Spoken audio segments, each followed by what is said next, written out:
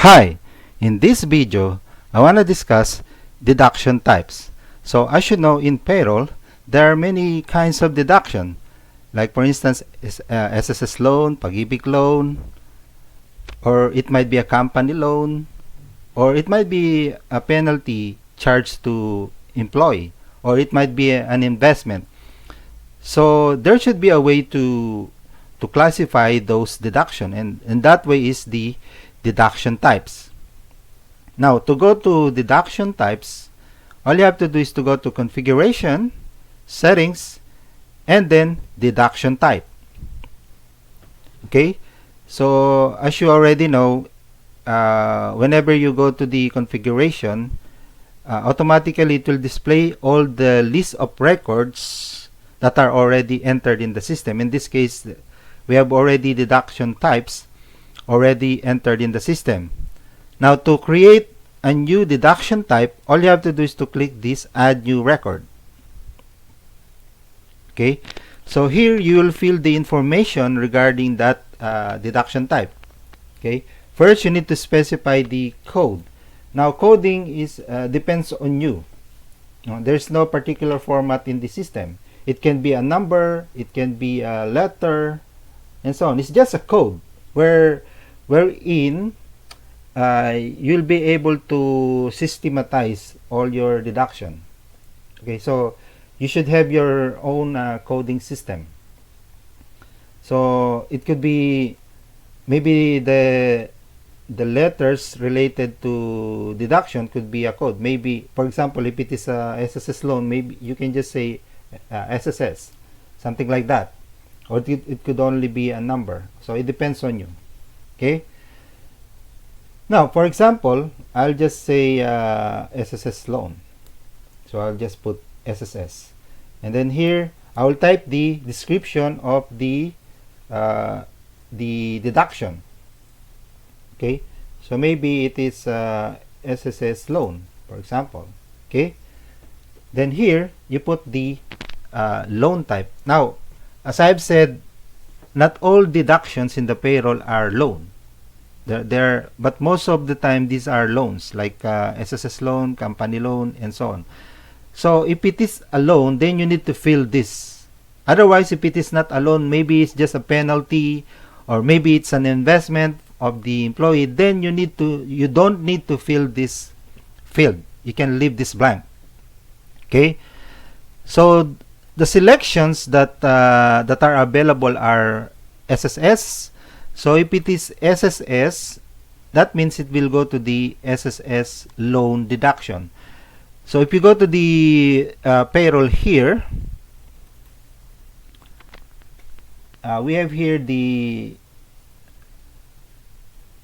loan part, okay, which is SSS loan. So if it is an SSS loan, then it will go to this column.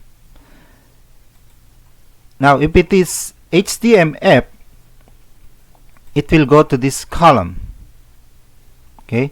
If it is cash advance, then it will go to this column, cash advance. I'm talking about the total. Of course, we have here the breakdown of those loans or deduction. Okay.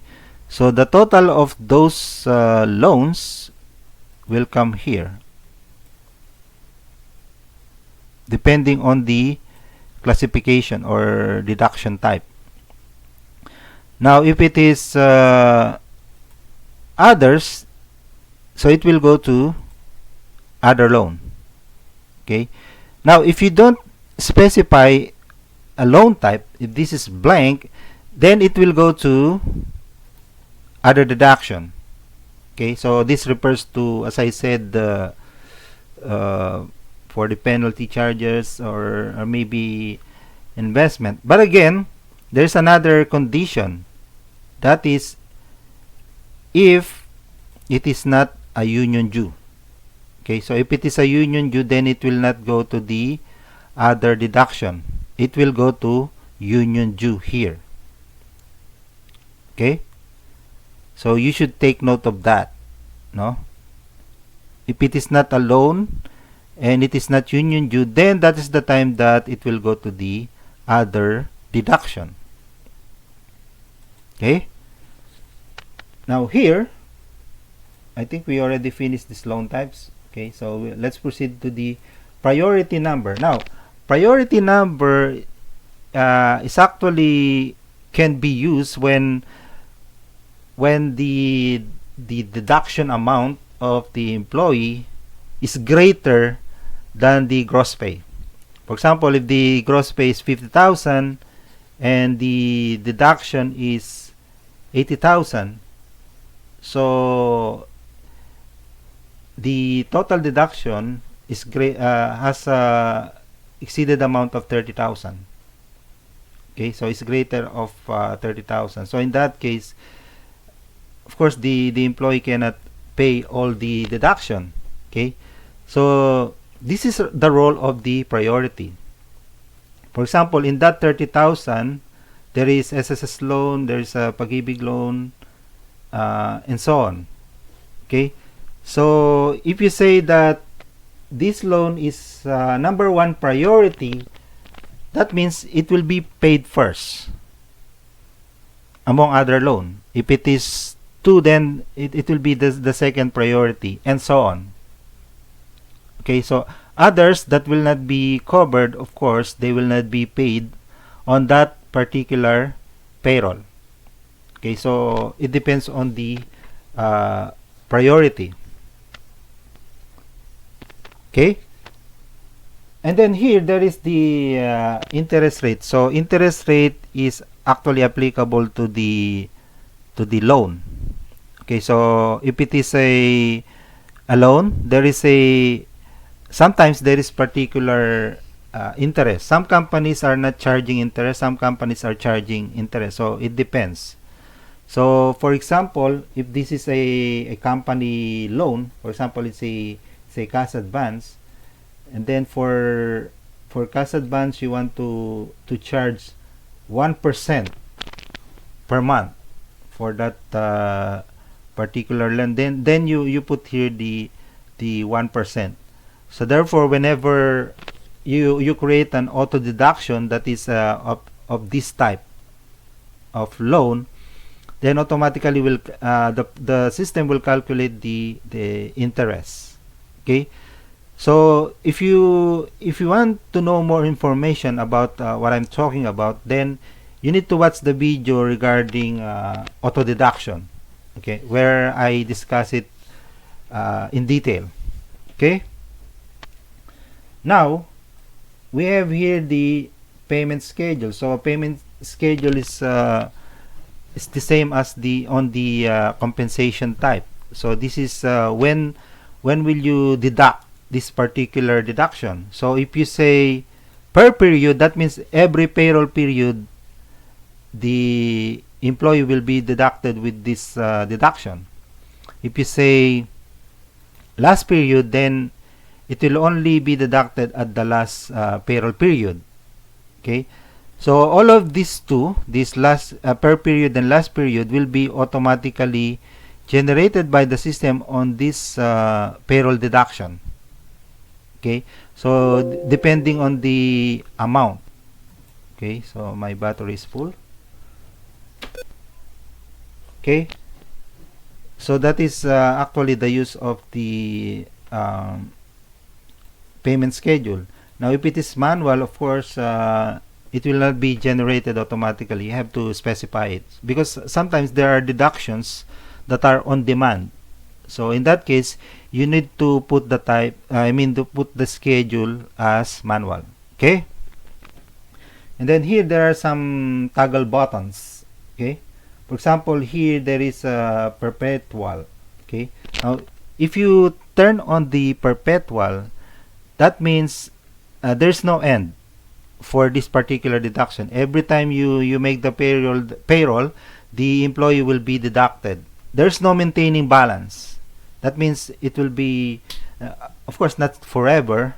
It means as long as the employee is in the company and as long as the employee is receiving salary, then this deduction will be deducted to the employee. Okay, So that's the meaning of the perpetual.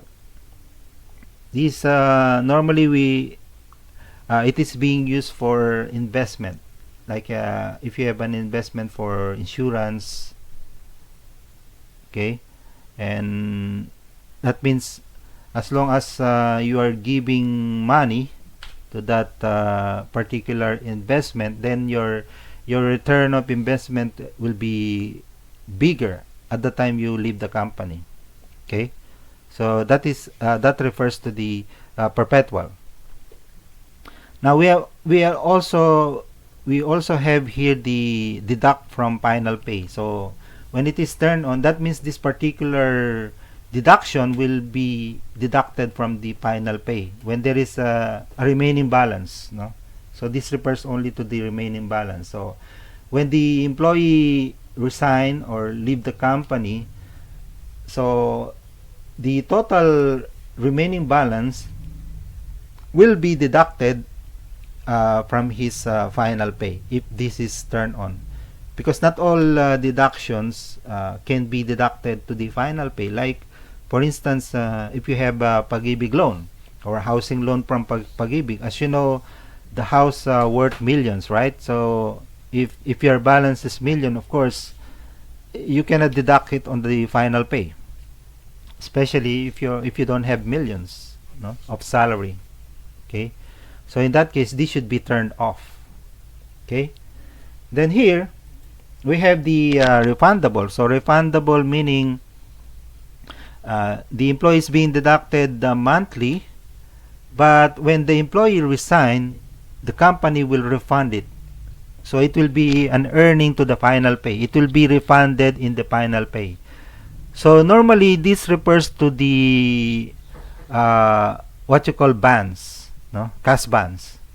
Example, you enter the company and the employer, some employer are charging some bans, no, to the employee, cash bans. So in this case, it will be deducted for every payroll period. For example, let's say the cash ban is 5,000, so you'll be deducted, let's say 500 pesos per month. So it will be paid within 10 months, right?